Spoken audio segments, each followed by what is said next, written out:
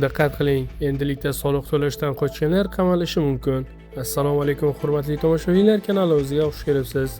Ushbu videodan to'liqroq xabardor bo'lish uchun iltimos videomizni oxirigacha ko'ring va like tugmachasini bosib kanalimizga obuna bo'lib qo'yishni unutmang. Siz shu orqali bizning mehnatimizni qadrlagan bo'lasiz. Diqqat qiling. Endi O'zbekistonda soliq to'lashdan qochganlar ozodlikdan mahrum etilishi mumkin.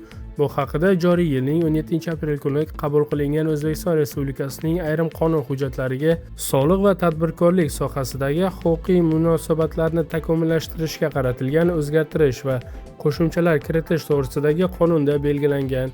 Jinoyat kodeksining 184-moddasiga kiritilgan o'zgartirishlarga ko'ra, foydani yoki soliq solinadigan boshqa obyektlarni qasddan yashirishni kamaytirib ko'rsatishni, shuningdek, soliqlarni yoki yig'imlarni to'lashdan qasddan bo'yin tovlashni ancha miqdorda sodir etish, shunday qilmish uchun ma'muriy jazo qo'llanilganidan keyin ro'y bergan bo'lsa, bazaviy hisoblash miqdorining 100 baravaridan 150 baravarigacha miqdorda jarima yoki 2 yilgacha axloq tuzatish ishlari yoxud 1 yildan 3 yilgacha ozodlikni cheklash yoki 1 yildan 3 yilgacha ozodlikdan mahrum qilish bilan jazolanadi.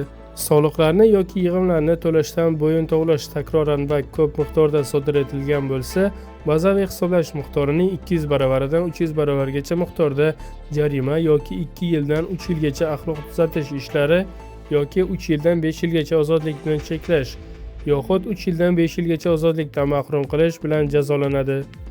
Soliqlarni yoki yig'imlarni to'lashdan bo'yin tovlash juda ko'p miqdorda sodir etilgan bo'lsa, bazaviy hisoblash miqdorining 300 baravaridan 600 baravargacha miqdorda jarima yoki 5 yildan 7 yilgacha ozodlikdan mahrum qilish bilan jazolanadi. Qasddan yashirilgan, kamaytirib ko'rsatilgan foyda bo'yicha soliqlar va yig'imlar to'liq to'langan taqdirda ozodlikni cheklash va ozodlikdan mahrum qilish to'g'risidagi jazo qo'llanilmaydi.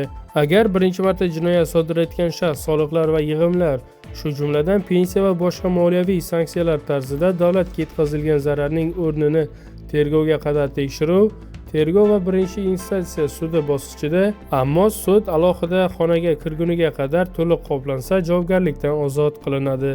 Ushbu moddada nazarda tutilgan soliqlarni yoki yig'imlarni miqdorining miqdori bazaviy hisoblash miqdorining 100 baravaridan 600 baravarigacha ko'p miqdori bazaviy hisoblash miqdorining 600 baravaridan 1000 baravarigacha juda ko'p miqdori bazaviy hisoblash miqdorining 1000 baravari va undan ortiq bo'lgan miqdor hisoblanadi.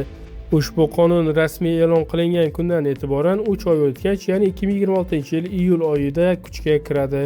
Hurmatli tomoshabinlar, eng so'nggi dolzarb mavzulardan birinchilardan bo'lib bilishni istasangiz, kanalimizga obuna bo'lib qo'yishni unutmang.